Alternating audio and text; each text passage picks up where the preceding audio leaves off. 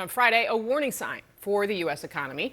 A government report showed a lower number of U.S. jobs created in recent months, a potential sign of economic slowdown that seemed to infuriate the president. He promptly fired the economist who released that report, the commissioner of the Bureau of Labor Statistics, Erica McIntarfer, accusing her on Truth Social, with no evidence, of having, quote, rigged the numbers for political purposes.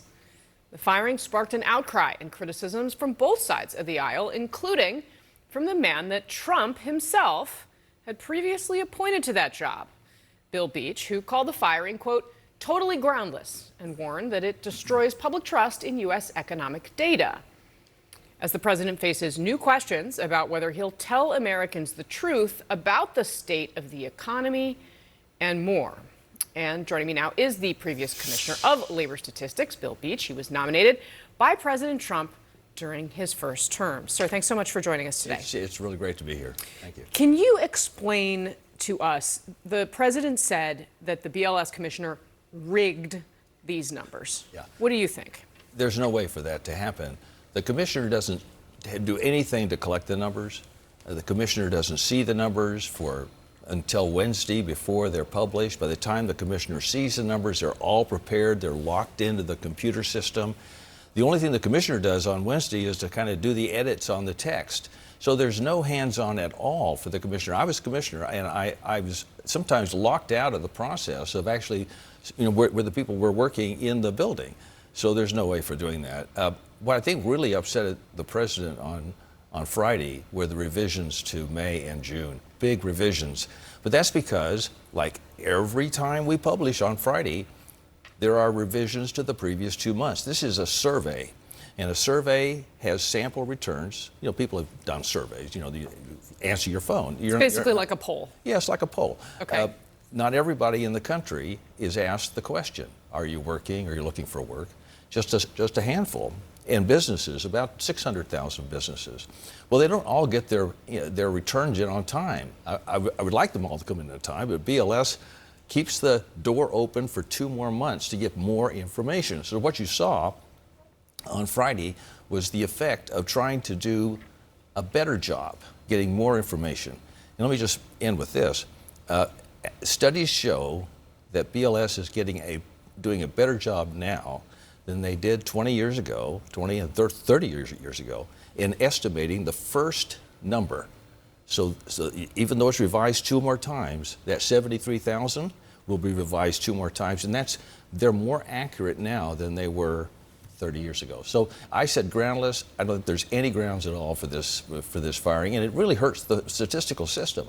It undermines credibility in BLS. Suppose that they get a new commissioner. And this person, male or female, are just the best people possible, right? And they do a bad number. Well, everybody's going to think, well, it's not as bad as it probably really is, because they're going to suspect political influence. So this is damaging. This is not what we need to have. So a couple follow-ups for you, but let's start on the revisions piece. Right. One of the things that the president posted about, he says this is the same Bureau of Labor Statistics that overstated the jobs growth in March 2004 by approximately 818,000 jobs, and then again right before the presidential election. Now, he's talking about the overall year in that first bigger number, right? Does he have any point here when he says that, well, things looked politically better for my opponent back at the time than they actually were? Well, I don't think the timing is right, even if that were a good argument. The first revisions were announced, the preliminary estimates were announced in August. And in August, right in the middle of the campaign, the Democratic candidate was faced with much fewer job growths than expected. I suspect the candidate Harris would have liked to have run on 818,000 more jobs in the economy. And then the final revision came out as 600,000. And here's another thing. We always revise every year we revise the numbers. When I was commissioner, we had a 500,000 job revision during President Trump's first term. And why do we do that? Because firms are created or firms go out of business, and we don't really know that during the course of the year until we reconcile against a real full count of all the businesses. We do that once a year. Once we do the reconciliation, like reconciling your checkbook, you find out whether you've got as much money or you have less. So just tell our viewers in a straightforward way. This woman has been fired. Yes. Presumably will be someone new. Will you believe the numbers coming out of the BLS after that? I will, because I know the people who work there. They are some of the most loyal Americans you can imagine. They've worked in every kind of political circumstance. They are completely devoted to producing the very best gold standard data possible. And that's why BLS is the finest statistical agency in the entire world. Its numbers are trusted all over the world. So I will trust those numbers.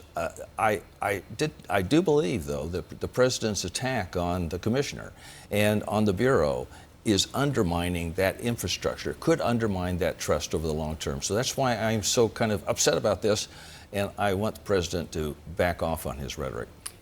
Do you think that this post should not be a political appointment? Well, some of the statistical agencies are run by non-political people, but everybody serves at the pleasure of the president. I think that's the way. That's my own view. That's the way it should be.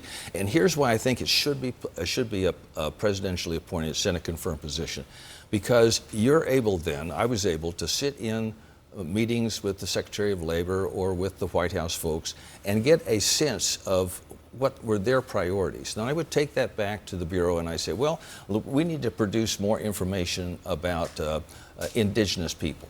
We need to produce more information about Pacific Islanders, because, President Biden was very interested in that sort of thing. And he was elected. The statistical system should reflect as much as it can. That's what it's all about here in Washington. All right. Former Commissioner of the BLS, Thank you. Bill Beach, thank you very much for being with us. My pleasure. Appreciate it.